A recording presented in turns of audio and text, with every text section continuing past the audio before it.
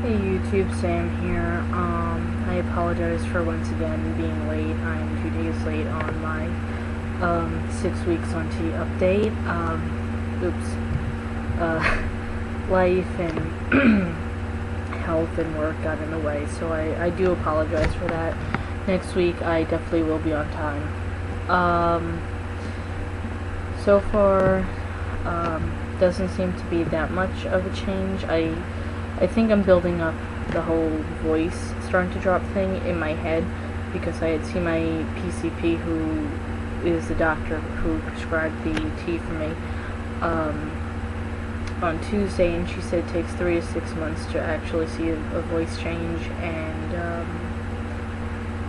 I don't understand because I feel like it's vibrating differently, resonating differently in my throat.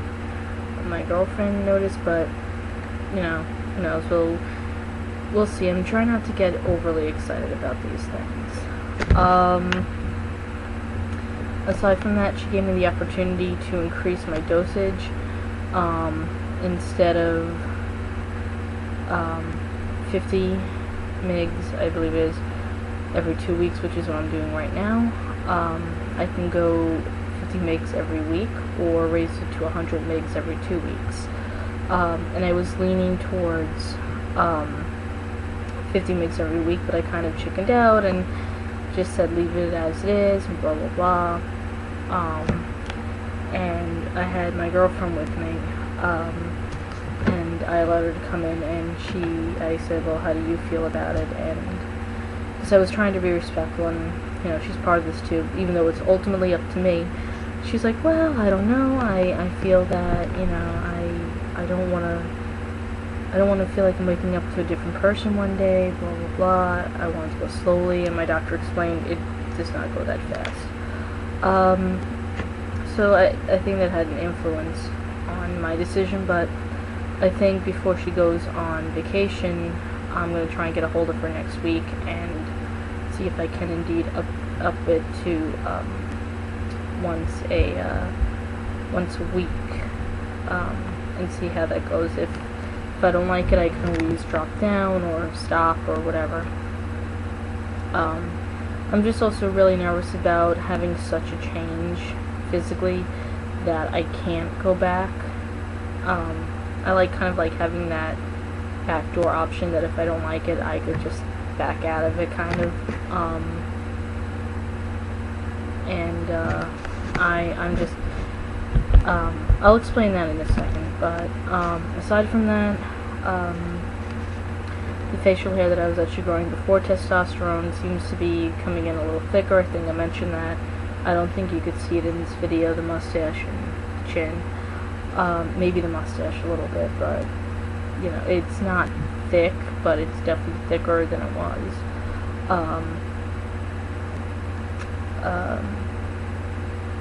Aside from that, I started physical therapy once again because I had hurt my knee twice at work, and turns out my patella is pretty damn loose. It keeps popping out of the patella track. It's not pleasant all around, so I'm working on that, and all of the surrounding muscles are just weak because I never got the full extent of physical therapy that I should have had after I had my ACL reconstruction surgery about 4.5 or so years ago. So working on that now. I was originally supposed to start, I think, in December or January. December, actually. I went once, and then I stopped because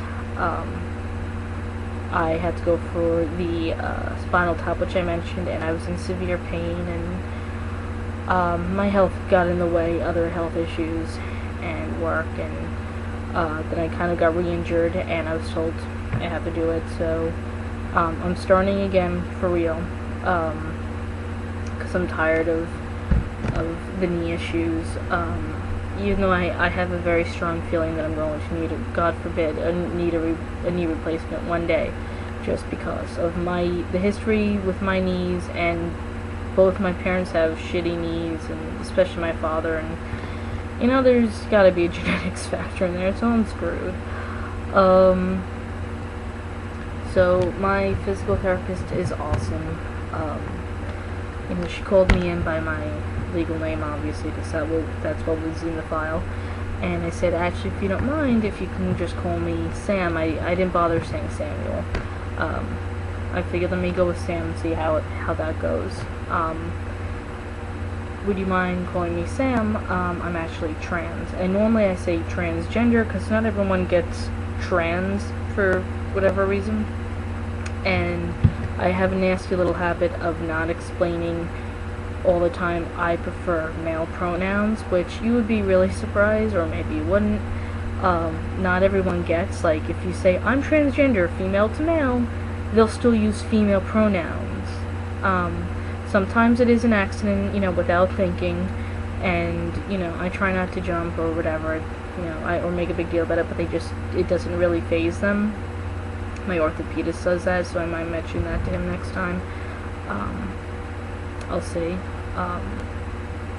You know, it's not something that I get overly crazy about,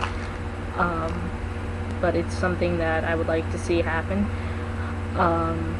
But for some reason I was kind of nervous telling the PT, but all I said was, would you mind calling me Sam? I'm trans. She's like, oh, sorry.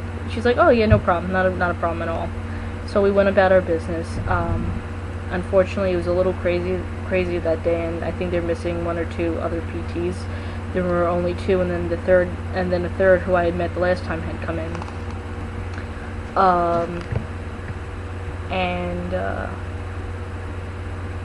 And so she evaluated me and started doing certain exercises with me, and then went to some of her other patients. And at one point, she was talking to another patient and referring to me. She's like, all right, let me just get him set up with this, and I'll be right over to you. And by him, she meant me, or something to that effect. And it blew my mind. I didn't even mention pronouns to her, and she used the right one. And I'm like, yes, thank you. She's like, and then she turned around. She's like, I'm sorry. About this. I'm like, no, it's fine. She's like, I appreciate that. I'm like, well, I appreciate that.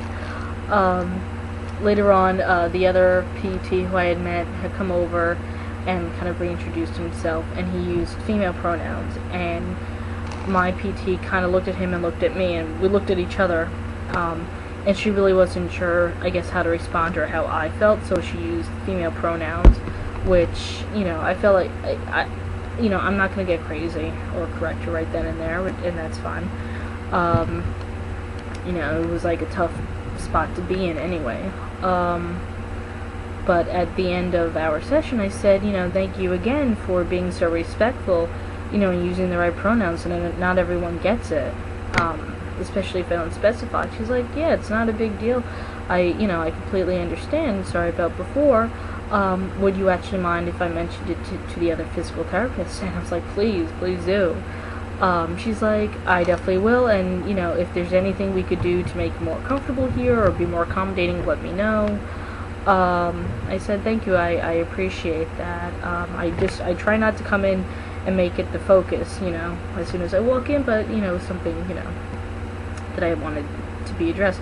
And she's like, well, you handled it great. So, I'm really impressed with her as a physical therapist, both at what she does and how she handles her patients, and quite frankly as a human being. I look forward to working with her and the other PTs if need be. I don't think I'm going to have a problem there, so that's great. Hopefully I'll get my knee and my leg as a whole back on track. I just wanted to share that. And to get back to what I was saying earlier, I realize that this is almost 10 minutes long, so I'm going to try and just brush through this a little bit.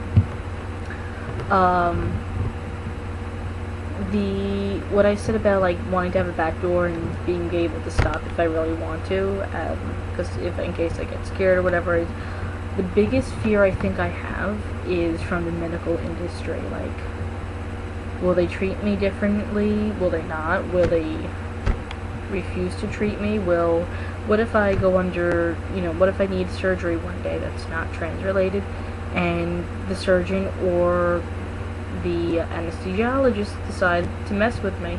I mean, God willing, even if they don't like me or understand me, just because I'm transgender, they won't mess with me, but I'm terrified of surgery anyway. I've had 6 different surgeries, well, two for the same thing. But I've had 6 surgeries over the course of 26 years of my life. And it's a scary thing, and I tend to not worry so much about the surgeon, but the anesthesiologist, because if you get too little anesthesia, you're paralyzed, but you're awake and conscious and feel everything, and if you get too much, you die. So, it's terrifying to me, and, I've heard stories of, even recently, of people being harassed for being transgender or whatever, and I personally think that the appropriate thing to do is, even if you're living stealth, if there is a chance that you need surgery or that you're going to be examined or whatever, you should be open and honest about your trans status. What I do is I go in and I say, just so you know, I'm transgender, female to male, identify as male, and for the record I prefer male pronouns, when I actually do remember to say that part. Is that going to be a problem? And I've been really lucky. Granted, I live in New York City, and for the most part it's not a problem, and Callan Lord recommends their clients to doctors who are known to be LGBT friendly. I asked for trans friendly specific doctors. They can't always guarantee that, but they say if there's ever a problem, you let us know. And so far I've been extremely lucky.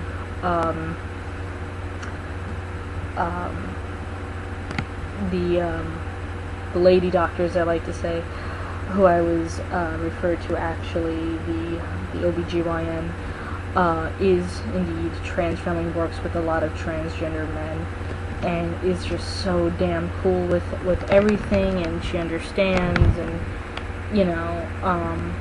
it's just not a big deal for her, and, I mean, I was called she by her staff a few times, which, am I thrilled with that? No, but they're not discriminating against me. She's herself is extremely respectful, and it's just not that big of a, it doesn't even seem to faze her, except for the fact that she's great. I mean, she advocated through her hospital to put in a really nice payment plan, from what she told me, for those who want a hysterectomy, but whose insurance won't cover it if it's transgender related.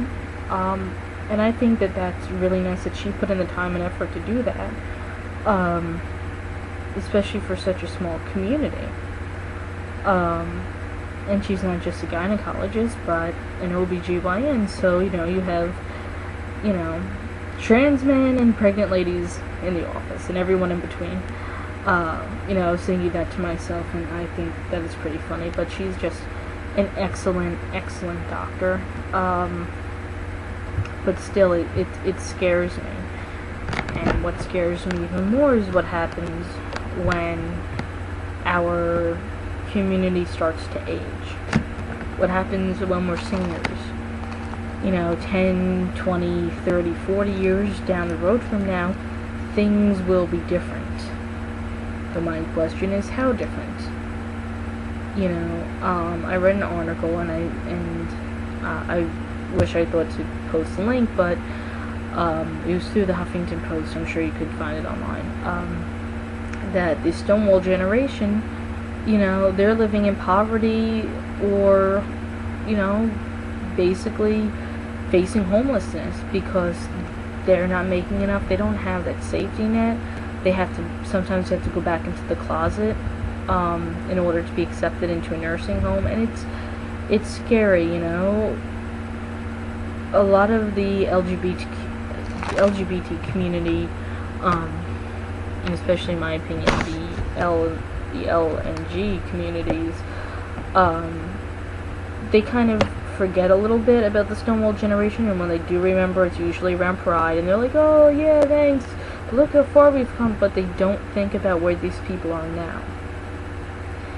And that's something that we as a whole community, everyone, needs to do, because, you know, we're gonna be there one day, and we need to take care, and aside from that, we need to take care of our elders. It's so important.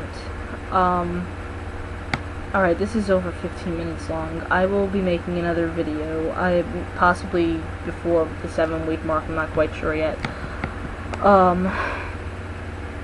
Because I would like to finish my thoughts on this topic. But, I wanted to rant a little bit about that. Sorry for the really long video. Hopefully there will be more of an update next time.